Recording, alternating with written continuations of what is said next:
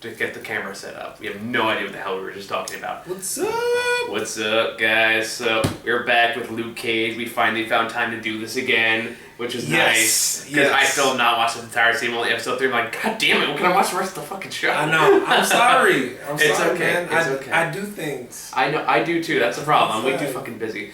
So we're at episode 4. Only 4. Step in the Arena. Which, only 4 out of 12. So. Okay, we're about a third of the way there. Right. That's fair. Right. I'll accept that. So yeah, this basically tells Luke Cage's origin story about while he's trapped under the building, shot by Cottonmouth, the fuck-off bazooka, which I can't believe I forgot to mention in the last episode we recorded. I somehow forgot to mention the giant-ass bazooka. Yeah, that was like some Joker shit. It really was. Like, that's like over the top. Like, if you really want someone fucking dead, get a bazooka. Except, unless it's Luke Cage, in which case it doesn't really work all that well. Yeah, it didn't matter. That's like taking a butter knife to Superman. You know, it's a nice idea. Butter knife with butter with kryptonite on it. No one would ever see that coming. Spread. No one would ever see that coming. Yeah, see? Lex Luthor got it all wrong. I got ideas, bro. And that's ideas. And even better if Batman came on the scene later, picked up a scoop and said, I can't believe it's not butter. Yep. Yep. And then obligatory Martha. Why'd you say that name? Right. I was waiting. I was waiting for Joker to come out of nowhere and say, Martha, Martha, Martha. Stop saying that, Joker. Yeah, on some fucking Brady Bunch shit. Anyway, I still gotta review the extended edition because Muha's making me watch it because he vehemently defends the extended edition. So. You know, I did give the extended edition a look, and it was a little more plausible than the one that I saw in the theater. So maybe I'll get in on that. Did it make it any better? Like, make it good, honestly, or just a little better? Honestly, I can't tell. I can't tell. I didn't. There were different reasons that I had for not liking it than other people. Like the thing that people readily attack is the acting, but I actually thought that was the least of their worries. Yeah, I did too. You know? I did too. Except for Jesse Eisenberg, because fuck that performance of Lex Luthor. I'm partial to the Lex Luthor, the black one in the Superman cartoon. Yeah. I'm partial. He was the best. I'm not even going to argue that point. But anyway. He was all smooth and shit. All right, let's go. So back to this episode. This is admittedly one of the more boring episodes of the season. It really is. And why? My theory, because it's an origin piece. Yeah, you kind of know what beats are coming. And you kind of know where it's going. Yeah, Marvel with the origin pieces, man. I don't know what it is, but after like the third time I saw one, I was just done with them. Marvel... What's so cool is that Marvel, as opposed to DC, is so readily accessible. Yeah. You feel like it doesn't matter which comic book you pick up from Marvel, you can immediately get invested in it. And DC, they constantly reference shit that happened before and in the alternate universe with the crossover shit. And then you get the Flash involved and then it all goes to hell. Right. And then you see the Flash and you're like, oh, this is Flash from 2015. But wait a minute, it's from 2023. This is Flash from 20 seconds ago telling you not to save your mom. Exactly. So, like, why not, dude? Just don't do it. Right. So long story short, like the least accessible thing about Marvel film is their origin pieces, and it's kind of a pattern. If you go back and look at all of them, it's kind of a pattern. They're probably like, I mean, Luke Cage, like I said, there's not a bad episode in the series, in my opinion. Mm-hmm. But if I have to choose one that is less than, it is this one. Yeah, that's fair. Because again, it just follows very familiar beats, and I'm like, I will defend Marvel's use of origin stories. In fact, there are a lot of them. I still they make them entertaining. I will say that much. Even there is kind of a been there, done that feel to it. Like, I have yet to see one I didn't find something to like about. Like, no, you're right. Even Ant-Man, I will say, was one of those characters that nobody expected to be good. Well, dude, that one was a lot of fun. I was super surprised. I really liked that movie. I did too. I really liked it. And that's an origin story. And they're like, okay, they made that genuinely fun and entertaining. And that's what can make it work. This one doesn't quite have the quirk and charm of the Marvel movies. You know why? Because of the tone that Luke Cage has already painted in the first 3 episodes. You can't really do that with this. You can't go back to origin after that. And also, for a person like me, I've read every Luke Cage comic book up to this point. I have the entire collection up to current issues. Yeah. So 70s, all that stuff. Mm-hmm. And the story is pretty comic book accurate, panel to panel, shot for shot. I appreciate some of the visual novels. Yeah, which is why I'm super bored. Yeah, maybe. Because I've seen this and it's pretty close to being accurate. Like the prison part, definitely accurate. The story arc, how he gets his powers, definitely accurate. They've completely screwed up Reva. Yeah. Like Reva, it doesn't make any sense now. And I don't know, I don't know if it doesn't make no sense at all. I'm talking about like film to panel accuracy. Oh, I see. Okay. Like Reva is a completely different character. Well, there's always usually one in these adaptations where one's completely different. And at least it's not like Jimmy Olsen Supergirl. True that. Yeah, all of a sudden Jimmy Olsen's hella man. Like a hella honk, like it's like okay. Like, hi bitch, I'm Jimmy Olsen. Enjoy yourself. It's like if you made Gollum from Lord of the Rings look like Aragorn. Yeah, like once I thought he was like a hobbit. No, he was actually like Aragorn's brother. Yeah, twice removed and sexier. I'll give Supergirl credit. I just watched one clip from Superman from that show. Immediately 10 times better than Man of Steel. See, we're so horrible because we're like crossing over into Marvel Luke Cage. Well, I'm sorry. I'm saying it had to be said. But I know. I gotta say one more thing. Okay. So yeah, Supergirl moving to CW, probably a good idea. Yes. However, the marketing and promotioning for this stuff, you guys really didn't think this through, bro. I saw a poster that said Superman is coming in Supergirl. That's actually not true. Somebody photoshopped that. Somebody photoshopped that? Are you sure? Yes. Somebody debunked that. I was like, dude. No, what happened? That actually didn't happen. Somebody like. Is it coming to? It was something like that. Yeah. Okay, but yeah, I saw Superman is coming in Supergirl. I'm like, what? No. That one was debunked. I know because I saw it. Somebody debunked that. So I'm gonna look that up again because that one threw me for a loop. But back on track. Yeah. So yeah, this episode, while Luke Cage and his landlord, ex-landlord, is trying to. Well, I'm not gonna kill it. Trying to get out of the wreckage from the building that Cottonmouth shot down. They have flashback to Luke Cage origin. So you have him in prison, falsely accused of named Carl in this one. Carl Lucas is his real name. Yep, and he ends up with this therapist in a group setting, which is it was Reva, who turns out to be his wife later on. That's who that was, right? Reva is his girlfriend. They don't make it that far. Oh, okay, never mind. Because remember, Jessica Jones is possessed by Kilgrave and throws a car on. Yeah, because they show her with the flash drive at the end of the episode, too. Right. And it's popping in Jessica Jones. But anywho, by the way, Reva, terrible therapist. Horrible. Especially when she lets the inmates take over the session.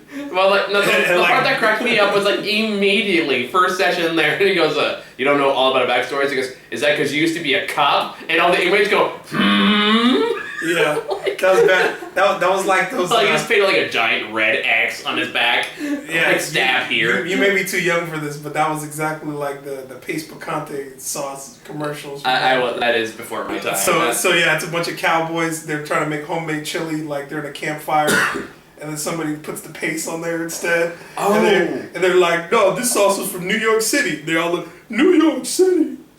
Get a rope. I think I should do one of those commercials. They're gonna hang the fool. So yeah, it was one of those moments. Yeah, it was like, is that because you're a cop? And they're like, bitch, what? Is you for real? So yeah, that doesn't end well for Luke Cage. Meanwhile, this guard who looks like a Nazi, which is probably intentional, blonde hair, blue eyes, just one mile away from being a Nazi. He has eyes on Luke Cage because he's gladiator matches that hang out in the basement, I guess. And he wants to recruit Luke Cage for him. He's like, okay, after saying no the first time, he ends up making friends with this guy named, what the hell is his name? His name's Squabbles. Squabbles, which is a great name for an inmate. It is. Because you gotta know what the hell he did to get that nickname. Well, Squabbles, probably long version for squab, which means to fight. Oh, okay. So Squabbles. It would have been better if it turned out he just slipped in the kitchen, went squawk, and it's fell down.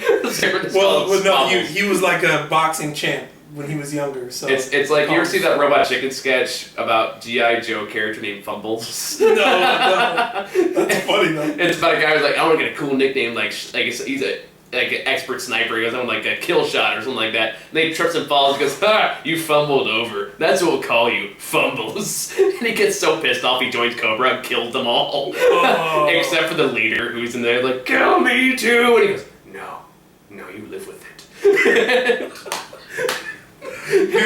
They got Cobra Commander standing there like, thank you. Like I was like tiger snake or something like that. And he goes, it's Fumbles. It's always been Fumbles. Dramatic close. I don't watch nearly enough of that. As it's kind of I kind of grew out of it growing up. That was like the one sketch where that actually was legitimately really funny.